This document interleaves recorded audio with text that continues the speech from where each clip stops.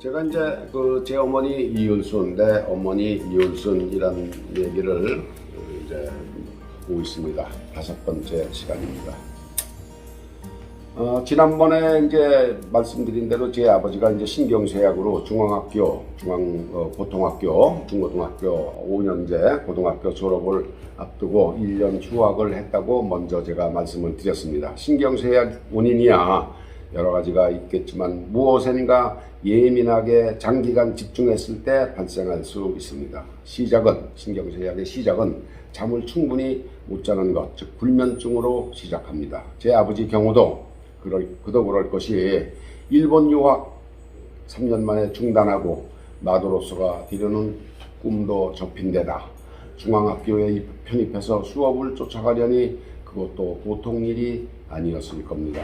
대충 술렁술렁 넘어가지 못하는 제 아버님 성격이 그렇습니다. 장가도 들었겠다. 공부도 하랴. 애는 들어서서 애기 아빠는 됐겠다. 처가에서 보태주는 것으로 살려니 제 아버님이 스트레스가 많았을 겁니다. 그러니까 신경쇠약이 걸리셨겠죠. 지금도 마찬가지겠지만 신경쇠약의 최고의 약은 그저 푹 자는 겁니다. 푹 자는 거. 어머니가 참 힘들었습니다. 아무튼 1년을 쉬고 학교에 복귀하는 그 사이에 첫 애가 태어났습니다. 아들이었습니다. 아마도 결혼 다음해였을 테니까 1924년 늦가을쯤 태어나지 않았을까 싶습니다. 예산에서 시어머니를 모시고 사는 시아주버니 내외는, 제 큰아버지 내외는 제 어머니한테 시아주버니죠.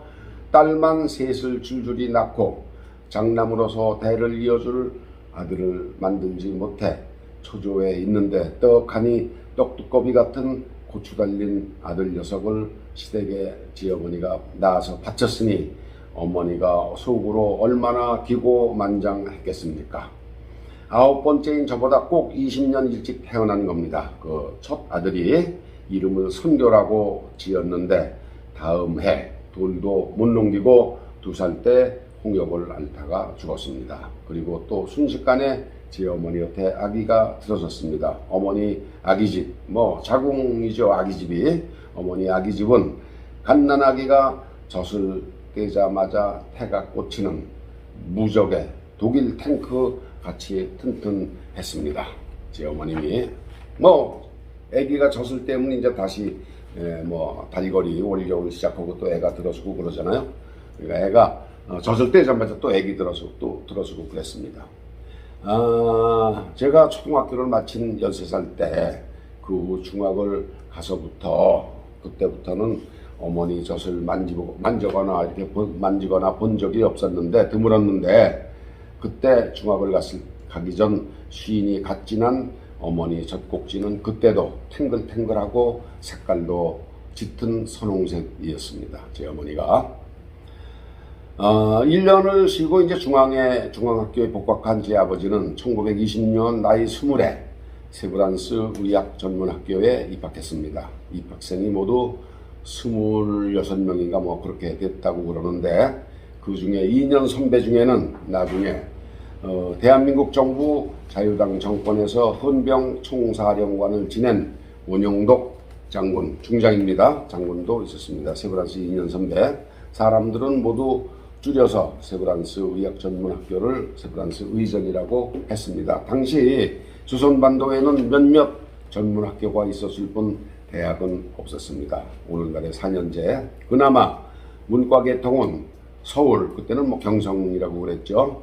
경성과 평양에 서양 선교사들 덕분으로 가뭄의 콩나기로 몇몇 있었지만 이과계통은 아주 드물었습니다. 가르칠 선생도 없고 배울 학생도 드물었던 시절입니다. 그 당시에 이과는 중고등학 과정을 마치고 진학하는 전문학교는 대학과 달리 3년제였습니다. 그 당시에 전문학교라는 게 3년제입니다.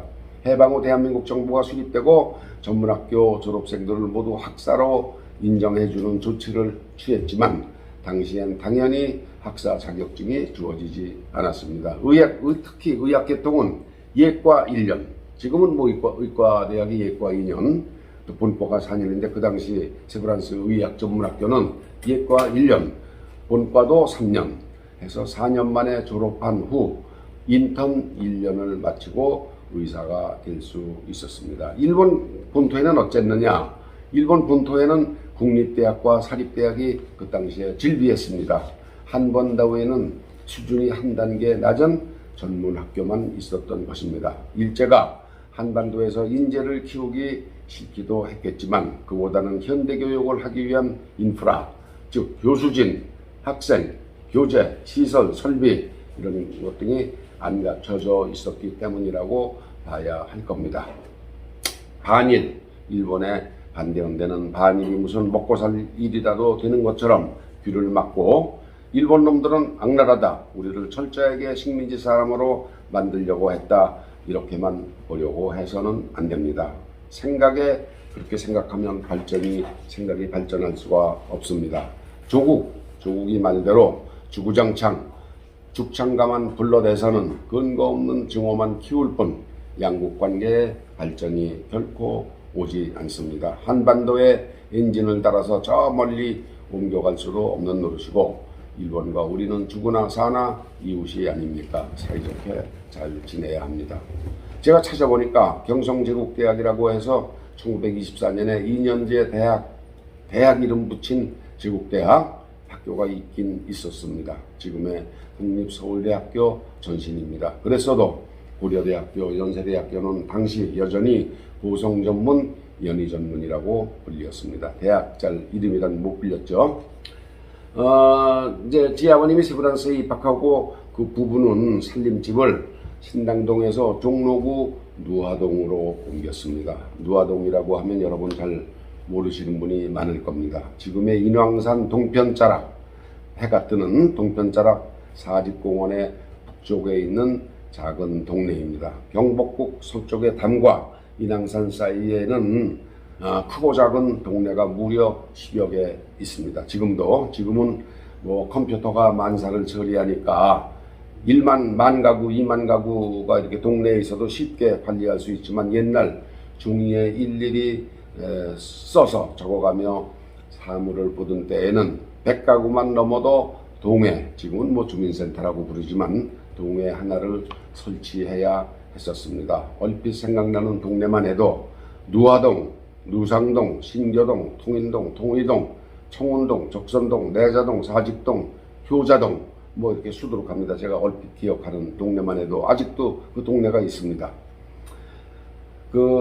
제 아버님이 이제 부부가 세브란스를 이제 입학을 하면서 누화동으로 이사를 갔기 때문에 제가 말씀을 드리고 있는데, 당시 그 세브란스 병원은 지금의 서울역 광장, 그 넓다는 그 서울역 광장에서 북쪽으로 남대문과 회원동 쪽 남대문 시장, 남대문이 왼쪽, 회원동의 그 남대문 시장 방향으로 그 갈라지는 쪽에 나지막한 언덕에 자리하고 있었습니다. 당시 세브란스 병원은 옛날에 제가 보면은 빨간 벽돌의 서양식 건물 몇 채가 언덕 위에 정겹게 들어서 있었던 꽤 괜찮은 전경이었는데 4.19 혁명 전에 당시 연희대학교와 세브란스 의과대학과 합치면서 지금의 연세대학교 이렇게 바뀌는 과정에서 대학과 병원이 모두 신촌 캠퍼스로 옮겨가고 지금 서울역 자리는 흔적도 없이 사라지고 대신 세브란스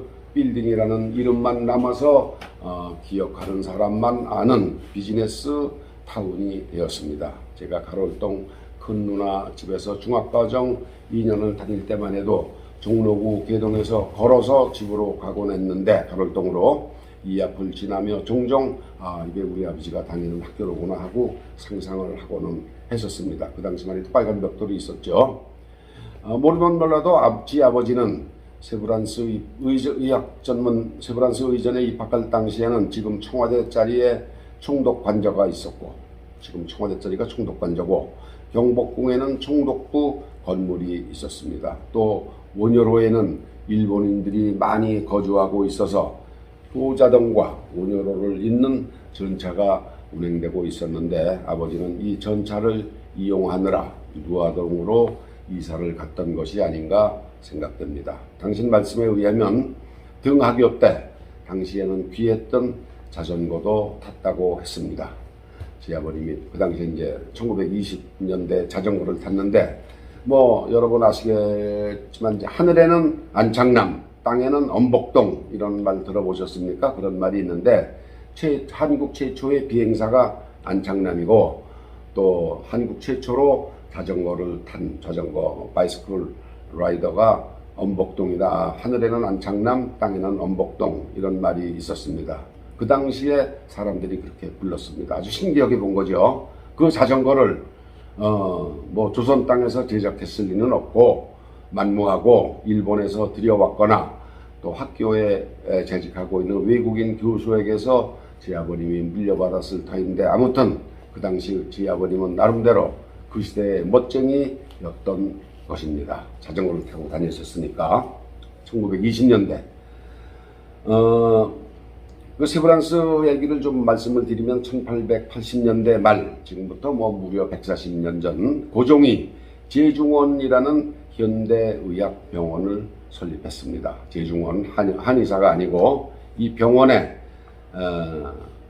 1893년 지금부터 뭐 120년 전에 캐나다 의사 에비슨이라는 사람이 오왈 에비슨 올리버 뭐 이렇게 그 에비슨이라는 사람이 선교를 목적으로 그 캐나다에 있는 감리교 본부로부터 파견됐습니다. 의사 이 에비슨이 그 병원을 인수해 가지고 1894년에 그 카나다의 독실한 그 감리교 신자 세브란스라는 그 여자로부터 $20,000의 기부를 받아서 그때 병원도 새로 짓고 이름도 세브란스 병원이라고 바꿨습니다. 에비슨이라는 카나다 닥터가 $20,000를 기부받아서 그 제 아버님이 세브란스 10회 졸업생이니까 이 대학은 아마도 1915년이나 16년쯤부터 학생을 뽑기 시작했을 겁니다. 제 아버님이 26년에 졸업을 했으니까 당시 그 조선에서 $20,000의 값어치가 얼마일지 여러분 궁금하시죠? 1910년 조선이 일본에 합방할 당시 일본 돈 1원이 지금 약 13만 원에 해당했다고 합니다. 일본 돈 1원이 지금 13만 원. 조선이 이제 일본에 합방할 당시 그 달러 값어치가 어땠는지는 도저히 제가 짐작이 가지 않지만 서울역 앞에 있는 그 한 3, 4만 평의 넓은 땅을 사서 높은 벽돌 건물을 몇 채씩이나 짓고 의료 장비도 들여오고 그 $20,000 가지고 의료진과 직원들 봉급도 주고 학생도 뽑아 가르치고 했던 것을 보면은 약 $20,000가 지금의 시세로 환산하면은 약 4, 5천억 원은 너끈하게 넘었을 것 같습니다. 이 오왈 에비슨, 이 에비슨 교장이 제 아버님이 입학할 때 세브란스 교장이었습니다. 운이 좋게도 제 아버님은 세브란스에 입학하자마자 곧장 세브란스 군의 전화교환수로 취직이 됐습니다. 학생이 뭐 이렇게 전화교환수로 됐으니까 뭐 지금 말로 하면 아르바이트겠지만은 학생 신분으로 이제 학교에 직원이 된 겁니다. 낮에는 공부하고 틈을 내서 이제 학생 신분으로 군의 교환수를 하고 외국인 의사가 대부분이던 그 세브란스 병원에서 군의 교환수는 꼭 영어를 해야 하는데 일본 유학 중에 영국인 여자 선생에게서 3년간 영어를 착실하게 배워뒀던 게 큰 힘이 됐던 겁니다. 그때 그 일본 유학 중 그 클래스에 외국인으로는 아버지와 대만에서 온 학생 이렇게 둘이 외국인이 있었는데 영어 발음은 대만 학생이 더 좋았고 성적은 시험 본 그 성적은 지 아버지가 우위였다고 합니다. 대만에서 일본에 유학을 올 정도면 그 학생이 대만에서 일본에 유학을 올 정도면 집안에 돈도 있고 대만만 해도 외국인이 제법 들락날락하는 곳이고 조선하고 달랐죠. 또 멀기는 하지만 영국령 홍콩도 그 바다 건너에서 조금 내려가면 있고 해서 조선당과는 비교가 되지 않을 정도로 대만은 외국과 교류가 활발했던 곳입니다. 바지저고를 입었던 조선과는 비교가 안 될 만큼 국제화라면 국제화가 된 곳이 당시의 대만입니다. 사실 대만은 1895년인가 뭐 이렇게 일본이 청나라 그 청일전쟁에서 이긴 후 50년간 직접 2차 대전이 끝날 때까지 직접 통치하기도 했던 그런 곳입니다. 그래서 지금도 대만 사람들은 일본에 대해 무척 호의적입니다. 우리와는 다릅니다. 또 중국인들 영어 발음이 우리보다 나은 면도 있습니다. 중국 억양이 더 부드럽죠. 아무튼 그 영어 선생, 여자분 영어 선생은 외국 학생인 제 아버지와 대만 학생을 무척 귀여워했는데 조금은 식민지 출신이라 동정을 했던 측면도 있었을 겁니다. 이게 인연이 돼서 뜻하지 않게 3, 4년 후 세브란스 군의 교환수로 취직까지 했으니 사람 팔자는 참 알다가도 모를 일이라는 말이 바로 이런 경우가 아닐까 합니다. 제가 이제 현대식 개념으로 학생이면서 군의 교환수가 됐으니까 아르바이트라고 했지만 병원의 정식 직원입니다. 전화가 일반인에게 이제 선을 보인 게 불과 20-30년밖에 되지 않았을 시절이고 전화 쓰는 사람도 몇몇밖에 안 됐던 그 시대에 전화 교환수라는 직업은 선진국, 당시의 최선진국 영국에서조차도 인류 직업이었습니다. 전화 교환수.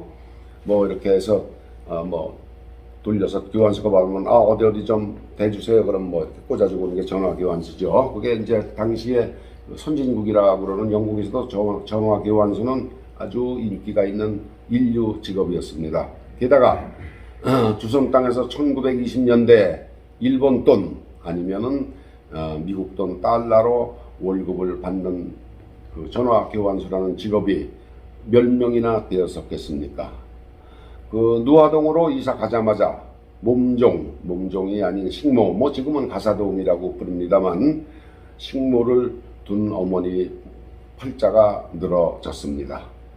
물기로 오고 장작 패고 장에서 나무단도 사오고 마당도 쓰는 모습을 부리고 산다는 게 당대에는 호강이라면 호강이었던 거죠. 그래서도 어머니는 두고두고 종을 부리려면 내가 먼저 동롯을 해야 된다. 그런 말을 입에 달리고 살았습니다. 사람 부리기가 그만큼 힘들다는 겁니다. 다음에 또 재밌는 얘기 들려드리겠습니다. 감사합니다.